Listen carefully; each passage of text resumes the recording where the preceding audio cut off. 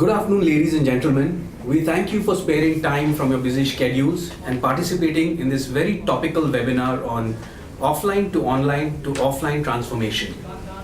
With global retail sales expected to reach 27 trillion US dollars and e-commerce sales to top 4 trillion US dollars in 2020, omnipresence is no more an option for retailers and e-tailers. It is an immediate imperative. In an attempt to establish multiple touch points for customers, brick and mortar retailers are going online, and at the same time, online brands are going offline. In this webinar, experts will discuss how offline to offline transformation throws up multiple collaboration opportunities and new avenues for revenues for the entire ecosystem. Allow me to introduce our panelists. We have with us Mr. Vijay Talreja, co-founder Adapti. Vijay works with global retailers in helping them establish and scale their e-commerce business. Awarded as a winner of the top 25 most influential e-commerce professionals of India by CMO Asia, Vijay is an advisor and investor to a bunch of startups. He is also a charter member of TIE Mumbai and an active member of angel investing platforms like Let's Venture and Our Ventures. We also have with us Ms. Gayatri Gogate, Senior VP Retail, Nykaa. Gayatri is experienced in business development, marketing strategy, and brand management. She has a strong knack for utilizing analytics, insights, and adopting best practices to drive organizational goals. She has been a visiting faculty at Nasi Monji Institute of Management Studies and has an MBA from the University of Pune. Let me also introduce you to Mr. Amit Bhagat, CTO EasyMall.com, which is an e-commerce venture of the SL Group. Amit is experienced in developing product strategies, scaling technology infrastructures, engineering capacity building, budgeting, and executing global transformation programs for leading enterprises. He has a master's degree in computer applications from UP Technical University and a PG diploma in business administration from Symbiosis Institute, Pune. Last but not the least, we have with us Mr. Venkat Not, CEO Vinculum Group. Venkat is experienced in creating startups and building them into successful global companies. He is passionate about creating high-power teams and SaaS-based path-breaking software products. He holds a degree in engineering from NIT Calicut and an MBA from IIM Bangalore. At Vinculum, he focuses on corporate strategy and global business development. So without any more delay, I would like to ask Mr. Venkat Not to deliver his presentation. Over to you, Mr. Venkat. Thank you. Good afternoon, everybody. I think the introductions have been done, but quickly we will just, each of us will just introduce a little bit about the background and the company which we are representing. Sure. Okay. So I'll go first briefly. Vinculum is in the business of creating software, SaaS-based software. We are helping companies through our multi-channel order management and fulfillment software. We have solutions which encompass all the building blocks of a marketplace, and we work with retailers and brands to help them sell across multiple channels, and we actually have integrations to marketplace and logistics companies across many countries. Globally, about 30 plus marketplaces and 50 plus logistics companies and cross-border shipping platforms as well. Through this, we are enabling companies and retailers and brands to sell across channels, have a consistent view of inventory across the enterprise, and also are able to sell across multiple geographies. Without too much discussion further there, I'll jump on to Gayatri. Gayatri, could you just briefly introduce yourself in terms of your role in Nykaa and just about the journey with Nykaa very briefly? We'll come back to more detailed discussion on the Nykaa story. We'll go with Vijay. Vijay, could you talk to us about what Adapti does? Sure. Yeah. So hi, this is Vijay Talreja. I'm the co-founder of Adapti. We are a leading digital commerce company, primarily doing a lot of enterprise e-commerce solutions for retailers across the globe. Headquartered of the US. We work with some major retail brands like the likes of Walmart, Dow Jones, and some of the leading luxury brands who are still our clients. We've been around in this business for more than 10 years, done some very successful implementations of enterprise e-commerce. We work on platforms like Oracle Commerce, Salesforce Demandware, Magento, and now also getting into B2B. Just from a personal note perspective, I've been in the industry for more than 2 decades, very passionate about startups, and I do, in my capacity, help e-commerce startups and some of the others to scale up. Clearly from an Adaptee perspective, we're doing some work in US, and we're also looking at scaling up our business in Asia. So we're very happy to be here with talking to you guys. Thanks, Vijay. Ahmed? Yeah. Hi, everybody. I'm part of easymall.com. It's a new startup venture from SL Group. Right now, we are working on a new concept of video e-commerce, which is very new in India and pretty much at initial stages. And we are trying to take a first step towards offline commerce also. See, in terms of customers today don't care really about channels. They shop online, they shop offline, they shop across mobiles. Yeah. So customers want the opportunity to be able to shop the way they feel most convenient. You're right. Right? And when we look really about what's happening between possibly the customers of the past and customers today, today customers want many payment options. They want the opportunity to look up inventory before they visit a store. Yeah. They want to make sure that the product that they're looking for is available in the store. Yeah. They want to be able to research options before they go, and then change their mind and say that I would like to return it. Yeah. And they want ease in returning as well. In fact, they want to feel the product also sometimes. They want to feel the product as well. And they want it at that time only. So when we look at the online side of the online channels, let's say marketplaces of pure online e-tailers, what do we see? Means the touch factor is missing there. Yeah. But then the volume is there. Now what do you see? Do you think it is right for online retailers to set up stores the way offline retailers have gone about business, or do you see the trend as different? What are your takes on it? Yeah. What's happening in the market? So we've done a lot of research, right? As I told you while we were launching this startup, we have done a lot of research on white spaces across the industry right now. What's happening? So clear white spaces are right now. It is more of an image-based shopping, right? You're not able to know more about the product. Plus, it is very discount-led today, right? Which means that because it's online and people are not able to basically have that same experience, e-commerce sites are basically provoked to go for a discount-led e-commerce, right? To attract more customers towards them. They're not finding any other way, actually, right? Plus, from a retailer perspective, there are a lot of challenges these retailers are also facing, e-commerce. COD is a big problem in India today, right? 25%, I think.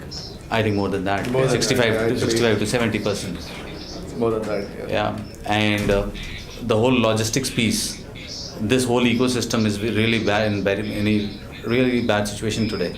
So any e-commerce, there is a concept called RTO, where is return to origin.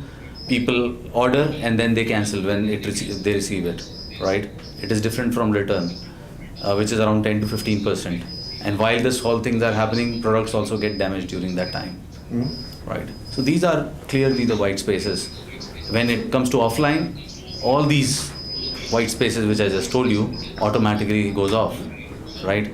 Plus, but it is not one channel over the other. Okay, so even though there are stores, customers would still like to receive deliveries at home. Yeah, sure. I would still want to maybe receive it in my office. Sure. Right. So the problems don't go away. Yeah. So pros and cons of both the approaches, but if all retailers can come with both the options, nothing like it. That's what I'm trying to tell. You should be able to get it at home and then should take it back from office to it. So, even a change in address.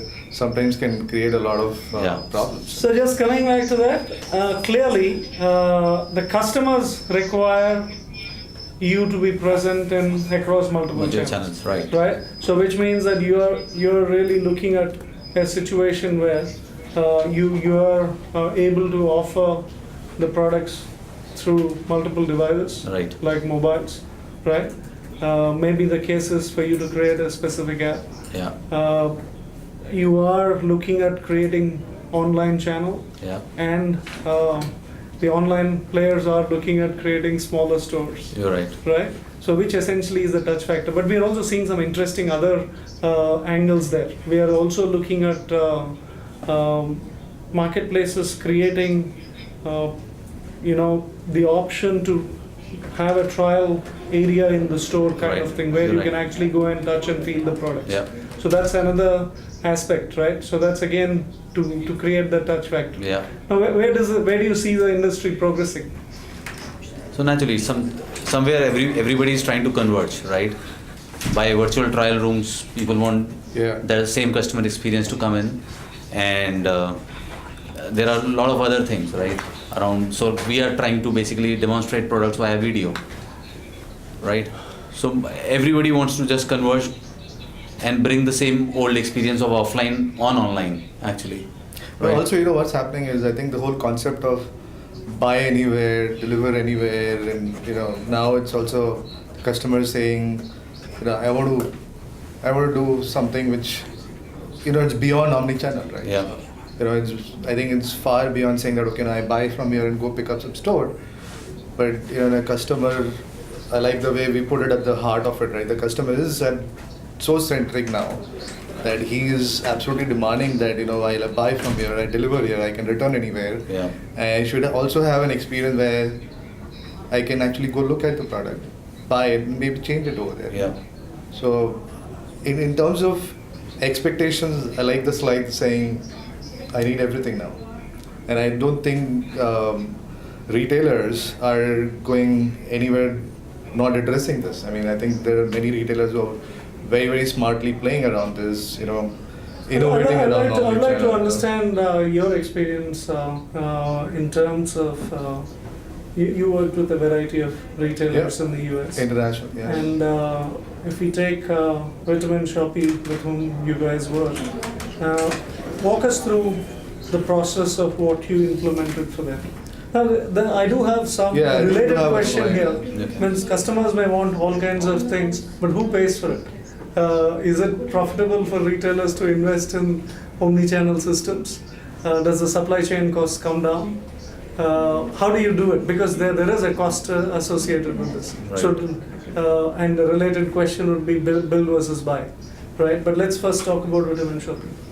I think we do have a slide there. So we can maybe when we get there, I will tell you how it has actually impacted. Okay, fair enough. Right. But I think just to answer in very short words, omnichannel as a channel has always existed. I think it's very important for retailers to understand how do you really leverage on that, right? How do you understand, how do you make sure that it impacts your top line and bottom line? How do you make sure that there are processes and solutions that are tightly coupled together, that are built together and are talking to it very, very seamlessly to be able to give you that operational benefit, to be able to give you the scale that you need today. I think it's very important from a solution standpoint to come to that point and say, oh, you know what, I'm looking at something which is beyond omnichannel. It's a unified commerce solution. So, I think I'll talk more about it when we get to the story there. Okay, fair enough. All right, that's exactly what I was talking about, right? So, unified e-commerce solution, and I think there is clearly a handshake between Viniclum and Adapti, where we've now partnered to create a e-commerce ecosystem enabler. Clearly, I think when we realized the strength of our products, we said, oh, you know what, our products are actually meant to talk to each other so well. And if we are able to bring them to fore and we are able to actually deliver a complete solution, which is beyond just saying omni-channel, but actually being able to say these are products which are very tightly coupled together, and you are able to do a very quick implementation, you are able to then give it to retailers at a much economical price, and hence you are able to plug in solutions. I'll explain a bit there. Of course, where we come from is that we have integrations to the marketplaces, logistics companies, and also to front-end platforms. Now, where it's interesting what Adapty has done is they've taken the Magento store, and then they have essentially created a product called Thycart, which kind of takes away 80% of the Magento implementation, let's say. Okay. Right? So, which essentially means that even the front end, you boom very quickly, you can get the site ready. And instead of finding experts to sit down and develop, even though Magento or Shopify kind of products are free, you still have to implement them. Yeah. So there is time and cost associated with that. What Adapty has done is to create a method to speed that up completely. Am I right? Absolutely. We've actually built a whole wrapper around it because just standalone solutions don't talk to each other. So we built our whole wrapper around it, and as a solution, it is much higher performing, an enterprise class solution. Which is why when we go to retailer, we said, tomorrow you may not need to even migrate to a solution because what we are giving you today is an enterprise class solution. And if you are able to build on it, this is exactly what you need to scale tomorrow. So I think that's interesting, Vijay. As the partnership grows, I'm sure many retailers will benefit from the fast front-end implementation as well. So for a retailer, time to market today is the most important thing, right? Till the time you're born, if you're not born very quickly, after some time you will realize that you are already vanished, right? So these kind of solutions surely help a lot for a lot of startups or new implementations to quickly get off the ground. I'll ask you a related question there again. Today, Mansi, I think most e-tailers, marketplaces have jumped in to find tools in the market and quickly implement them to go live. Yeah. And gone are the days of the 12-month, 9-month implementations. We talk of 9 days, 6 weeks, 3 weeks. So the timeline has been crunched. Yeah. So where do you see, what would you recommend for the retailers who have a lot of infrastructure which have already been set up for their offline world when they are going online? Would you still go with a license-based enterprise products which will talk to their offline systems, or would you build them, or would you look for SaaS-based solutions to be able to integrate? I know that I'm asking it from the retailer perspective, but you have seen different parts of... See, if you want to take a half-hearted approach towards omnichannel experience, the first option which you told, continue with the old one and build an online solution, right? That's a half-hearted approach. If you want to really be a totally true omni-channel player, right, then you have to basically build and basically change everything right from the bottom, right? So you're saying even the offline systems need to change? Probably we can build a strategy around it, right? We can divide them into different layers. Let's say system of records, like HR system, financial systems. They can remain same, right?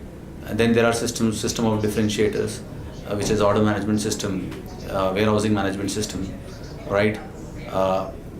There basically we can take a call, build or buy, right? But today in retail and commerce, there are so many solutions available. We'll be fools to again build it, right? And because again, it's going to take time. Yeah. When you build it, Yeah. you again go back to the classic 9-12 month model, right? Yeah. Which you don't really have time to do. Right. But the challenge there, of course, is from an enterprise system. You're talking to, like you said, you can't. I don't think you can go and change the enterprise systems. There are a lot of money, time invested. You're right. A lot of training which has been done as well. Right. People are comfortable. So we need to be able to move into a stage where there are products which easily integrate into the enterprise systems. Yeah. Right. So that's something. Which is where you need companies like us who are actually specialized in doing these kind of integrations and be able to customize and roll it out for you. So I think Gayatri is pinging us, right? So Gayatri, are you on? I am. I don't know if you can hear me though. Oh yeah, we can hear you loud and clear. Welcome. Wow, finally. Okay, great. I was So actually. Gayatri, now I think we will come back to you in terms of some questions back. We were just discussing about what does it take for a retailer to successfully go through the omni-channel journey. Okay, so we're coming in from the brick and mortar first. We will come to you next. Sure. Okay. So just on that question, so you would say build is out, and the second part of the question was cloud versus license-based So products. build is not, by the way, build is completely not out. Let's say for 10%, where system of innovations are there, which are new ideas, right? You want to build your app.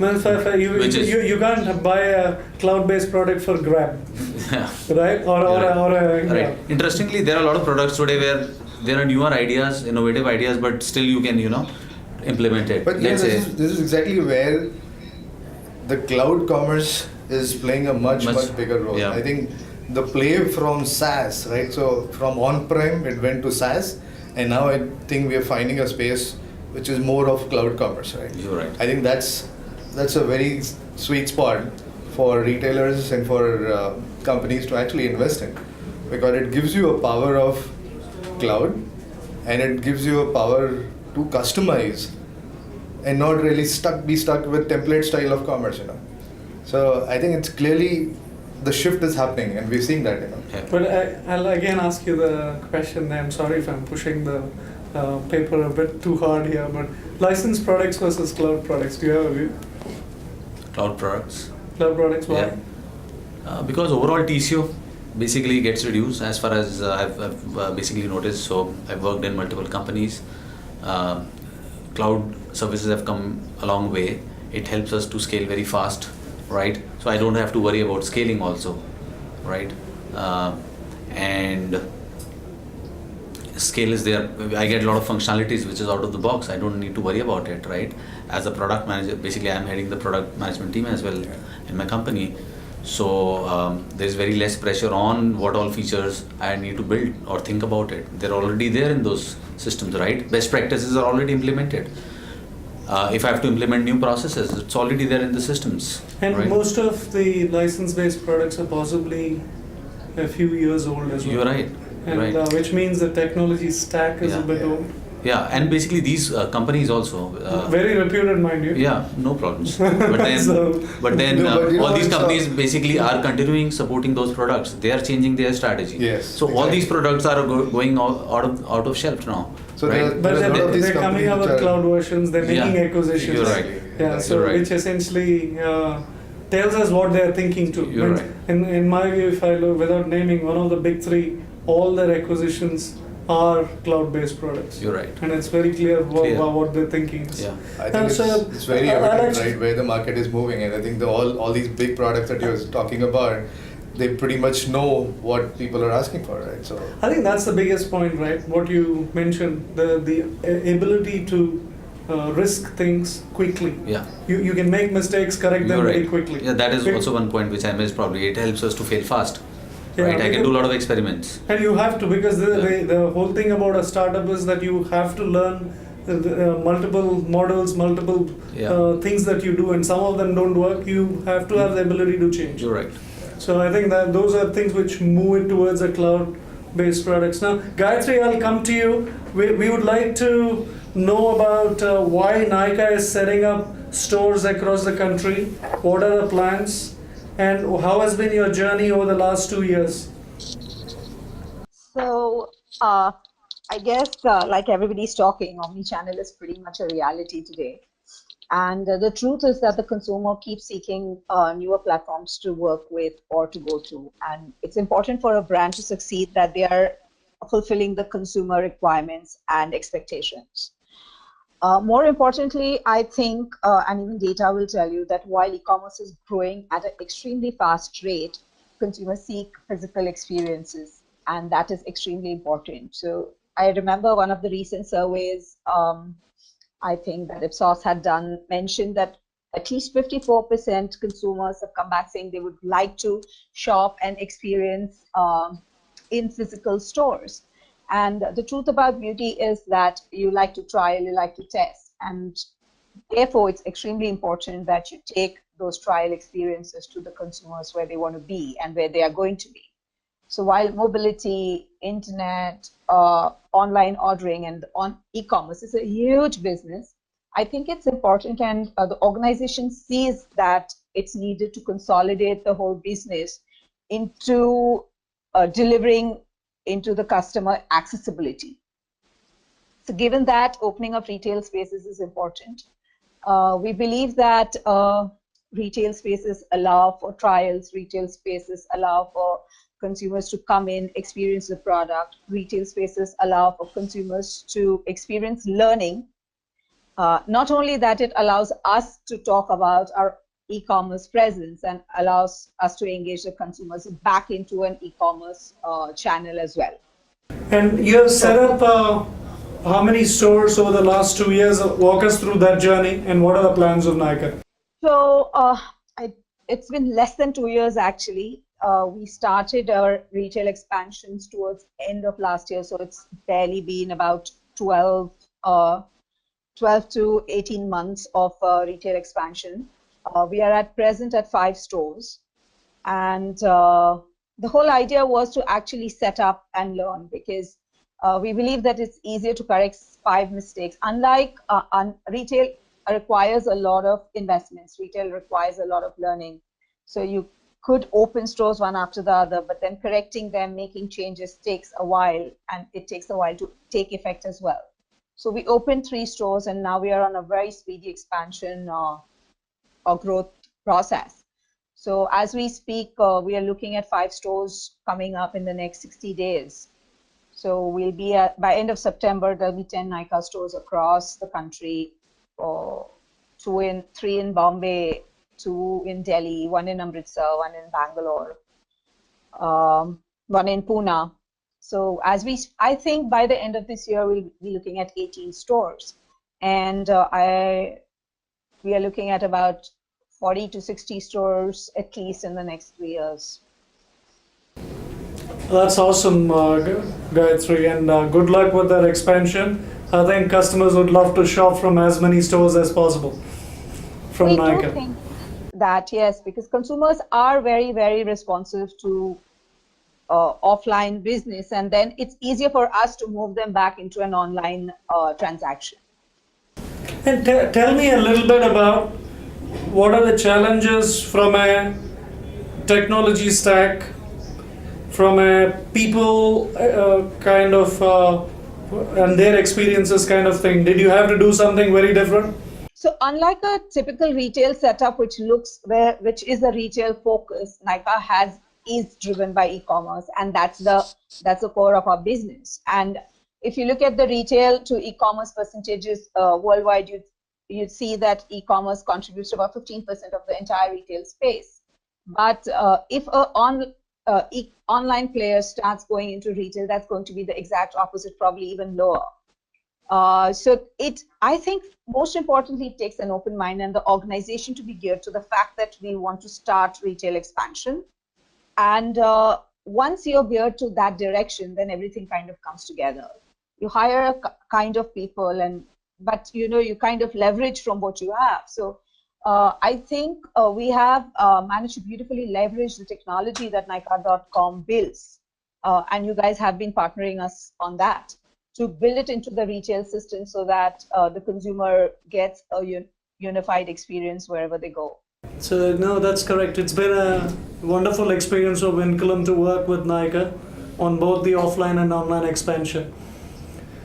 And I would like to come back to just talk a bit on the people-less stores. Yeah. Amazon Go, Alibaba's new stores which have come up in China. Yeah. What are your thoughts on it? There's a fascinating new world out there. Yeah, so basically these are the new age things which are happening today, and pretty much everybody is, I think, pretty much looking forward to it, right? That's the next level of shopping experience which these people are designing, right? Fantastic tech overall installed across each and every small thing in a store, right? So I'm like very excited to see these kind of stuff in retail. See, I wish I could have played the video here, but the whole experience of integrating it to the wallet and once you're a user in Amazon, you just get into the shop, Sure. and your shopping preferences are already there, Yeah. and they even have your checklist Yeah. all put down there. Yeah. I mean, there's kind of some of this can redefine all the original thoughts that we have in terms of offline retail being very expensive. Yeah. When if you take the people out, that story may not be true again. You're right. Maybe very different. Yeah. So I think. And see, from a convenience perspective, as you can see on the screen, no lines, no checkout. These are the pain areas of an offline store, right? Yeah, exactly. So I mean, it's probably everybody knows how many orders get abandoned at checkout. you're right. I mean, now you're talking about a situation where there is no checkout. when will we see a paperless store in India? I think Hopefully it's soon. Yeah, I don't think it will be 3 years? 4 years? 2 to 3 years. We should see it in 3 years. Yeah, yeah. isn't it? Sooner than Yeah. that. We will all be proven wrong, I guess. Any views on that, Gayatri? Your thoughts? I would love to see something like an Amazon happening in India, but I do believe it will be a while. I do believe it will be a while before we see a completely paperless store in India. No, I understand. No, it'll be interesting. Now, touching back on the retailers going online. Well, we are seeing a wide variety of companies in India as well, embarking on an omni-channel journey. And one of the things that retailers seem to be doing is in Asia, not just in India, that they're looking at selling on marketplaces as a You're right. logical way to increase sales, to understand the operations and processes better by essentially quickly finding ways to do wrong things, right? You're right. So, something you want to talk a bit on that? Yeah, so basically, we are a startup, online marketplace. We'll be on TV with a video content, but we are also planning to launch our own brands pretty soon, and our own brands will be launched on multiple marketplaces as well, right? So it's just that because you can drive traffic through online marketplaces, it's our own brand, so you have good amount of margins there, right? And it's just that out of the box thinking that, right?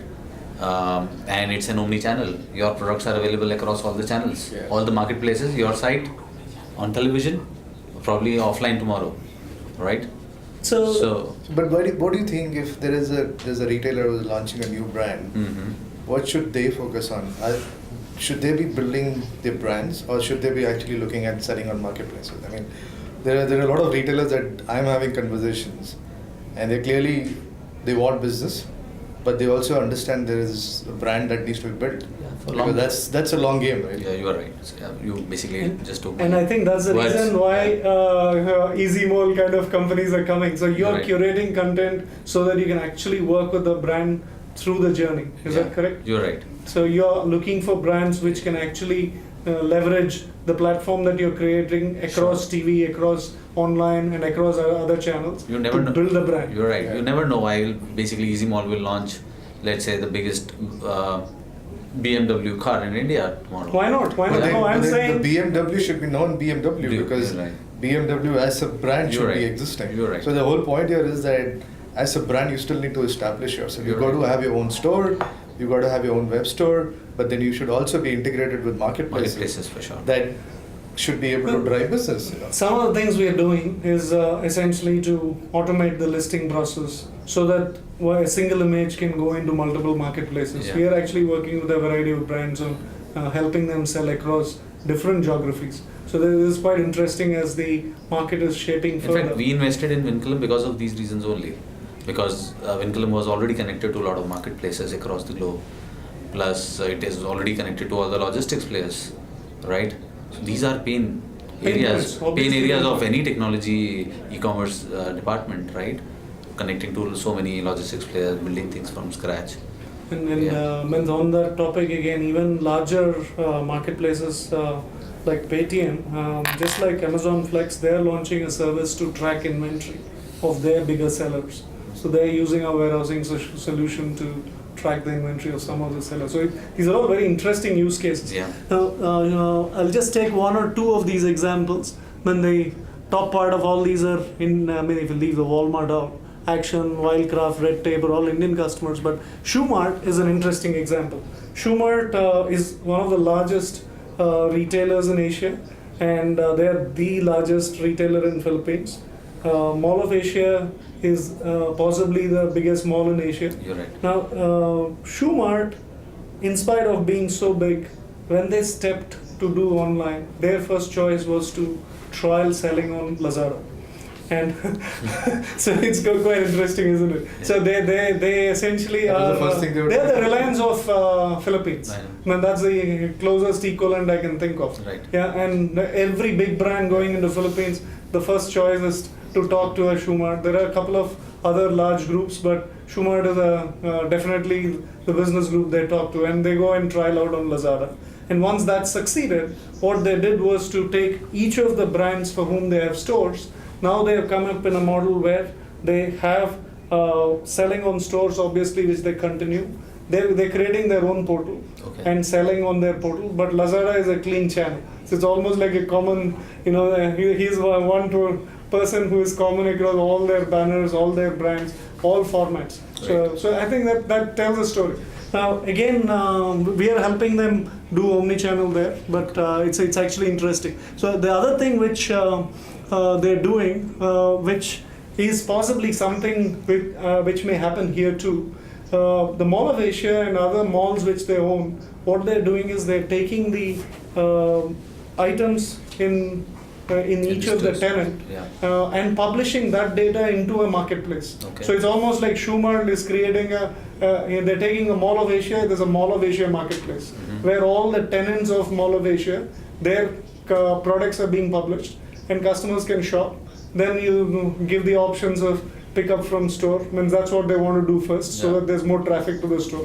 But I think further down, they'll definitely start offering deliver at home and things like that. Yeah. So it's interesting. So every property mall has to look at ways in which they can value add to their customers. Sure, that's good. And that's something which could happen in India too. Yeah. I mean, I'm not knowledgeable enough. Have you seen any examples of that in India? Till now I have not probably. It might be there, but I have not experienced. But that's Pretty what do you think, Gayatri? That's something which can happen in India? It's actually being done, at least put into trial by a couple of, so for example, Dial, which is the Delhi airport team, has already launched an application for Dial itself, and they are engaging conversations with all the people who are selling in the airport system to log in there to sell their products so that a customer may want to buy and pick up at the airport when they're there. So they're trying to facilitate the entire consumer purchase process. And they're already in process of doing that. So yes, very possible. So if the airport is doing it, I can definitely see and envision that the malls will soon be getting onto the bandwagon. Well, talking of airports, of course, it could be even interesting to see if they can track who is actually buying, and if they can actually then do analytics to see which kind of retailers should be there in the airport, so that there can be more revenue and products designed to what people want to buy. So it's quite interesting how this entire space is developing. The whole shopping premise itself, during the travel shopping premise, is also developing beautifully at this point in time. Okay, now we spoke about online retailers setting up stores and the challenges. From an offline retailer, other than the technology piece, in terms of processes and in terms of people, in terms of the DNA, do you see any challenges there? Yeah, so basically organization design is one of the challenges I can very clearly see. So should they be bringing in experts from the online world Yeah, in Right. terms of peppering some of the individuals there? you're right. So basically organization thing, structures, the culture of the organization, the whole thought process actually is a biggest deterrent. So how do we do sometimes. it? Do you have 7 golden rules to do it? I'm sorry. Maybe three. But you know what? This is a very, very challenging situation for most of the retailers. Yeah. Whether it's a small one or a bigger one. So, we talk to pretty much across the scale. So now we've got smaller ones who are on die card. They're worried that Even if it is such a simple platform to use, do I need to train my people? Do I need to make sure that they're punching in the right price? Do I need to make sure that they understand how to do promotions? And on the other end, there are big chains in India today, and I won't name them who are they, but you walk into their stores, you will actually see people punching on the POS wrong information. They will actually be keying in phone numbers and the email IDs. They will be keying in wrong data, and I don't know how they then look at analytics. So it's a complete spectrum, but the most important thing here is solutions. The technology has to make sure that it stops you from doing it, it's easy for you to use it, and most important thing is then the people should be trained effectively to run it. You're right. Because without that, I don't think software is useful. Okay, so now that we leave it at that. Sure. Possibly, I think we're running out of time, right? So we could possibly take questions from here. Yeah. Yeah. So we have lots of questions from participants, Venkat. So the first question is for Gayatri.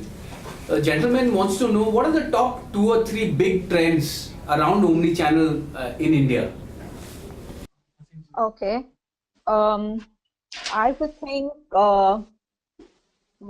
maybe accessibility, mobility is a big trend. So everybody, whether you're talking about desktop purchases, whether you're talking about now making applications available on your mobile, on your tablet, which completely eases the process of purchase. I think that's becoming really, really big. The other piece is the fact that most online players are now looking at offline setups, even if they're just smaller experience zones. Nika is a good example, and within India you will see Lenskart, you see Pepperfry, and it would be actually unimaginable for somebody like a Pepperfry to put up a small kind of setup to display an entire furniture range, but they're doing it, and they're doing it really beautifully. Same goes for offline players who are trying to now move online as well. And the biggest trend, 2 big trends I see actually is the entire customization or personalization using big data, because for an online player, you have such robust data, and therefore pushing the right kind of products to the consumer, having the right conversations with them is becoming very, very big. And I think the last thing would be fulfillment of an order or a purchase, which is also engaging with a lot of supply chain, warehousing processes, and getting that right becomes very important, because I think Vijay said this earlier, that the customer is very much looking at, I want that and I want it now, and that's where they're going. And it's therefore the brand's responsibility to make sure that they're delivering to that expectation. Thanks, Gayatri. Can we take the next one? Sure. So the next question is, what software tools are available to track online and offline attribution? What tools are available to track offline and online attribution? Yeah, that's the Well, question. Yeah. If we have an omni-channel solution, it is an It's easy, right? It's easy. Yeah. It's very easy. So you can have an attribute. This order is coming from web or offline, and then you attribute. That's it there. So it's out of the box. But what kind of parameters do you track? I mean, if let's say, what kind of matrices will make sense? I'll just expand on that question. Yeah. Okay. So because I think orders from online, offline Right. is obvious. Attributes also, I think they're tools which are easily available. Yeah. But then online you get basically more data around customer behavior, right? Offline, people are trying to basically have video analytics in stores and trying to see which part of the store people are visiting and liking, right? So it is not, again, from a customer perspective, it's nothing, but from a retailer perspective, we'll know which product is selling or people are looking into. But when you talk about customer behavior, customer personalization, knowing them more, online channel is a better one. always. I think there's enough data offline Yeah. as well, but I think it's an interesting answer. But, No, but then it is- I'm then- telling. See, sorry, I'm interrupting there. But see, there are space and floor optimization Sure. solutions which tell you Yeah. which part of the store the person is spending time. In fact, if I go back in time, I remember we've done some consulting exercises where the price of the products as well. If you're at a level, if the Indian height is average is 5'9", the shelves at that height will have the most expensive prices. No. Yeah. Then you design solutions of that kind through the space Right. optimization Right, software, right. and you know exactly where the customers are spending time. I think you do have solutions, but like you rightly said, I think from online there's more data. Data. The volume is more. More, yeah. And through that you have more information. More insights, and And- you can basically optimize it better. Correct. Right. I think to that extent I agree. You want to say something there, Vijay? No, I'm fine. I mean, I sort of allude to this point that I think in terms of technologies and tools, there are quite a few, but you got to make sure that technology is talking to each other. Yeah. I mean, there are a lot of analytics that you can track online. You can use Beacon offline. Offline. You can make sure your technology, if they are talking to each other, you're able to track a customer not just online but also offline. You are clearly being able to interrupt and understand social conversations.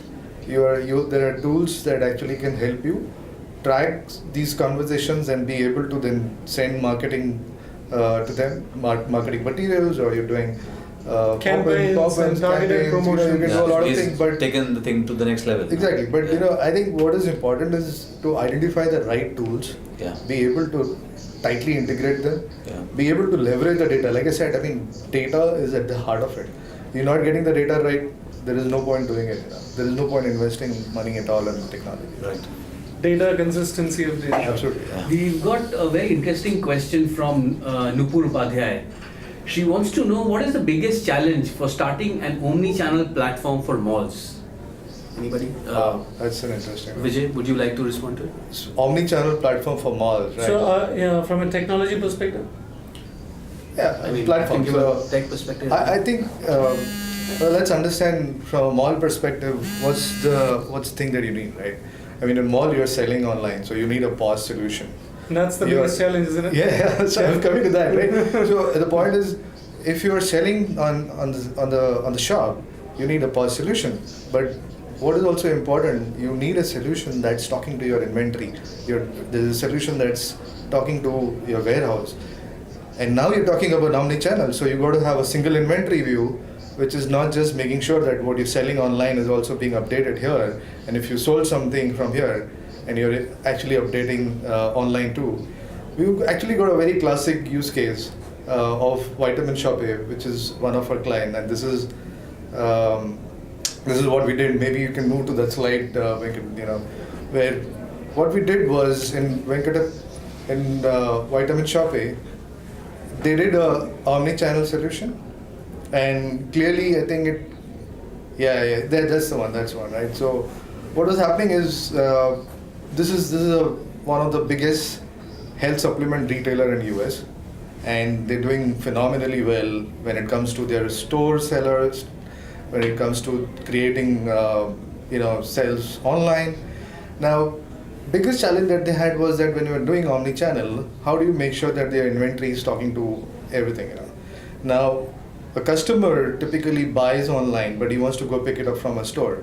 Now, when you're selling it online and you're showing that there is a product which is there and it's available in the store, it's very easy. You can just buy and go and pick it up from here. But what if it's not available? Now, do you say, oh, you know what, I can't offer you anything right now? No. So what we did actually for them was actually build a single inventory view for them, where not just the inventory from the store, but also the warehouse that can be seen. So we actually built an option where you can actually say ship to store. So gone are the days that you can just say buy online and pick up from store. Now you're also saying ship to store, where clearly there is a timeline given to a customer saying that, okay, now you can we'll ship to store in 3 days and you can actually come and pick it up from the store. So this actually solved a big problem, because with a lot of fast moving inventory, these are things that very quickly sell on stores. you want to make sure that inventory is real time. And then on the other side, we had customers who are regularly subscribing to these health supplements. We created a whole subscription model for them. Now you can actually sell them the whole year products, give them discounts, and the whole subscription actually works for them to be able to deliver to their house. You can go pick it up.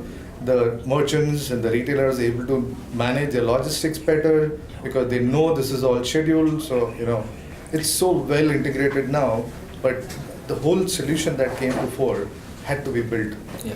That's important. So I have a viewpoint here. Basically, the most challenging part implementing this kind of a solution in a mall will be, let's say we have multi-brand, right? And each will have their own backend systems. Backend and the POS systems will be different. So and trying to talk to each one of the POS will be very difficult. So if if the mall owner can get into a standard POS, I think that will solve the problem for the mall. But I think it's not the easiest thing. Yeah. So standardized POS plus the solution should be plug and play with all the solutions. All the retailers should work for everyone. Yeah. So I think that's one of the biggest challenges to get the data in the mall. Right. So we have a question from Shipra Singhal for Gayatri. Shipra wants to know what is the target audience of Nykaa and what is the top selling products and the AOV of the platform?